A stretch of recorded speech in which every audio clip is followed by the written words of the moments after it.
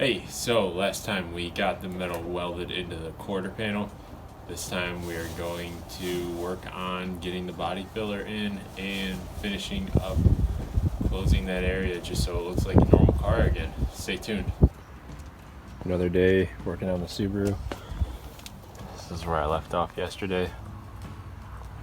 It rained last night, so I made sure I got some paint on everything so it didn't rust through. What I'm going to do now is get this all down to bare metal right up in there. That way I can start doing some body work using body filler.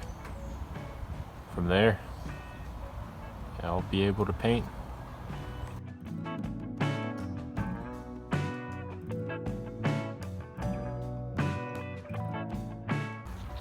So I've got this area prepped for Bondo. How I'm going to do this is right here is going to be a low spot, and here, and then all through here is going to need to be blended in. So I went ahead and grinded pretty far so I could feather it in on these sides, just so that it'll look like a complete body panel by the time I'm done. I'm going to be using Bondo, and here's how to mix it up. When you're working with Bondo, you're going to need a few things. First of all, Bondo,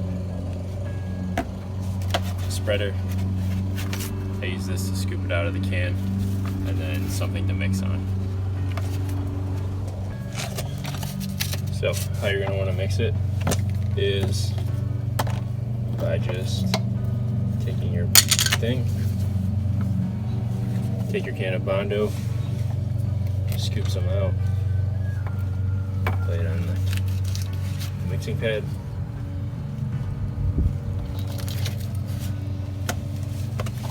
Should be enough for the first coat. And then it's supposed to be a 50-to-1 ratio.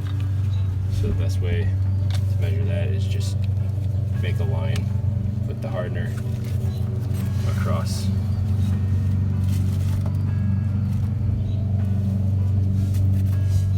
And that should be enough.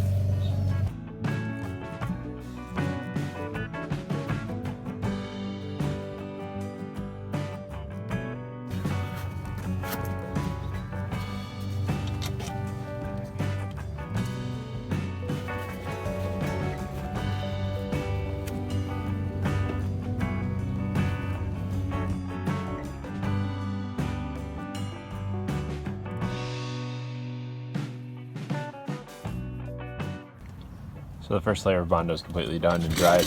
I'm going to begin sanding, and then it's going to need a second coat as soon as I finish sanding. But it's essentially just Bondo, sand, Bondo the low spots again, and sand until you get it right. So I'm going to start off with 80 grit with a palm sander for the first set of sanding. Let's get to it.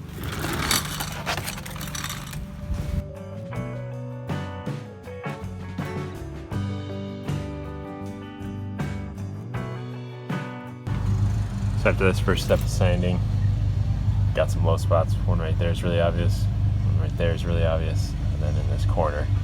So in order for this part to not show up, I'm gonna have to do another light coat over it. So essentially what I'm gonna do is do another light coat over this whole section and only sand a little bit down the next time, just so that it's completely flat now that I got the majority of the low spots filled.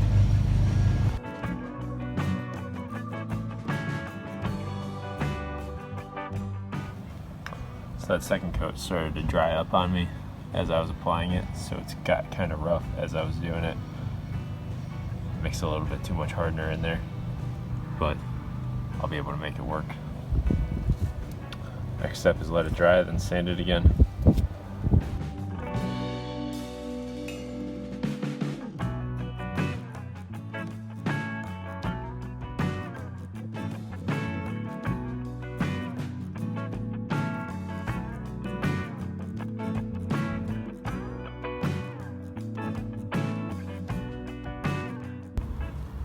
I think I'm pretty happy with how that turned out.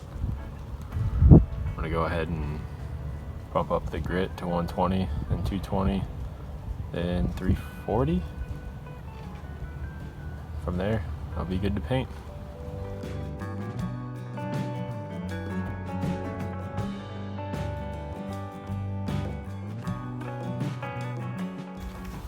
So I just finished sanding, and now I am about to apply my first coat of primer. How you apply the primer, you literally just have to spray it on to the parts that are bare metal and then to the parts that you bondoed. What I did, I went up into here because when I go to paint, ultimately, that's gonna be my paint line to where I blend it in. But right now I'm just gonna prime it, make sure I've got full even coverage with all the Bondo, make sure there's no high spots or low spots. Well, at least make sure they're tolerable because I'm not gonna make it perfect.